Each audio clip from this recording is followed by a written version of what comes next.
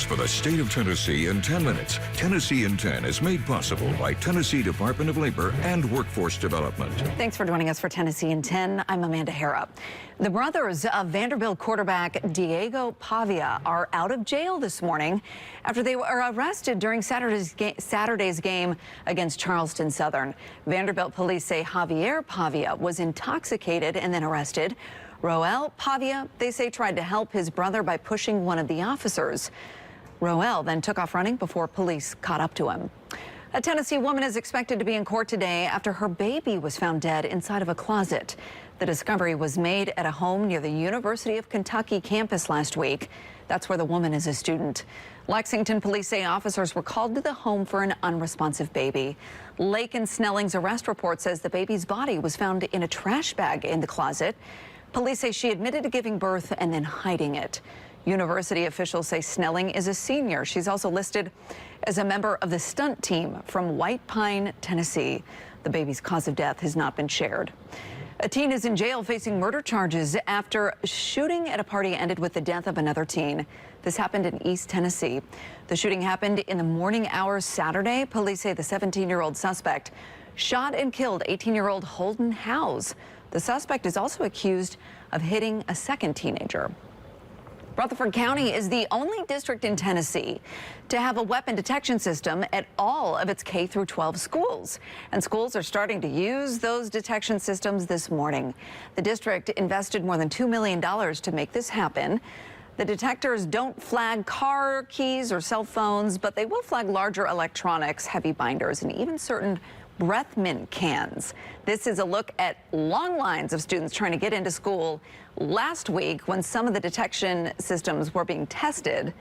The new security system will be established at football games and other big school events there in Rutherford County as well.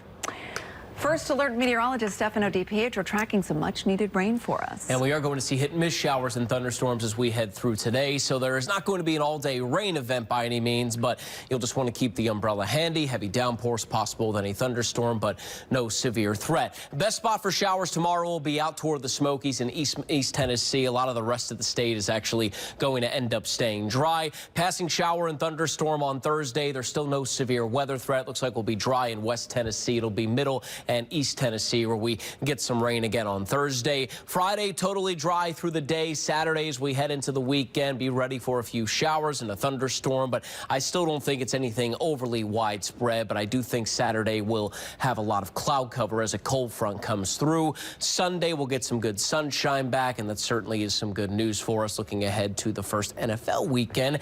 High temperatures will peak on Friday of this week where we get near and into the 90s. Then the cold front goes through and drops the temperatures for the weekend and next week. The same thing happens with your muggy meter as well. We're humid through the rest of this week, and then by the weekend after that front is through, the humidity finally wraps up here. The rain beneficial in the short term, not the long term though, Amanda. Well, police in West Tennessee say 3 women stole nearly $100,000 from an 88-year-old woman with dementia.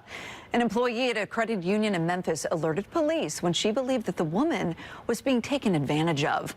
The employee noticed the woman's account was down $52,000 in just 4 months. 2 of the women were caregivers. The third has been the victim's attorney for several years. One of the former Memphis police officers charged in the beating death of Tyree Nichols wants to be let out of jail while he awaits for a new trial. Demetrius Haley is asking the judge to reinstate his bond. The judge granted a new federal trial for Haley, for Tadarius Bean, and Justin Smith. All 3 were convicted back in October, but the judge who oversaw their case recused himself. Emmett Martin and Desmond Mills will not be part of the new trial because they both pleaded guilty. Senator Marsha Blackburn says she supports President Trump's efforts to restore law and order in cities across America, and that she supports the idea of bringing National Guard troops to Tennessee. The gubernatorial candidate says Memphis needs all the help it can get to fight violent crime. But Memphis police say that crime in the area is already dropping.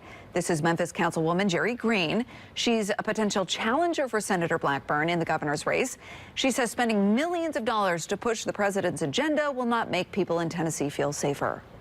The federal government can put resources on the ground and do things that actually affect crime. Focus on what actually changes and moves the needle on crime.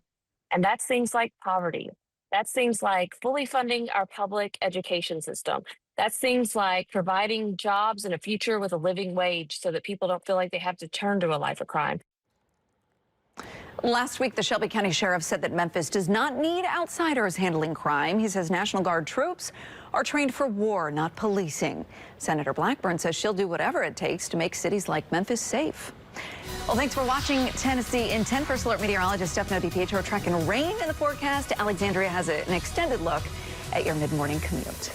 And as we head through our day today, the rain we're getting is definitely needed across the mid-state. Right now, things are still pretty isolated on First Alert Live radar, but as we get to the later stages of our day, that rainfall coverage should include more of the area. When I come back, we're going to walk it through with Futurecast. And a really busy morning on the roads as you're heading back to work for the first time this week. We'll talk about some of our busiest areas. I'll show you that and live looks just ahead.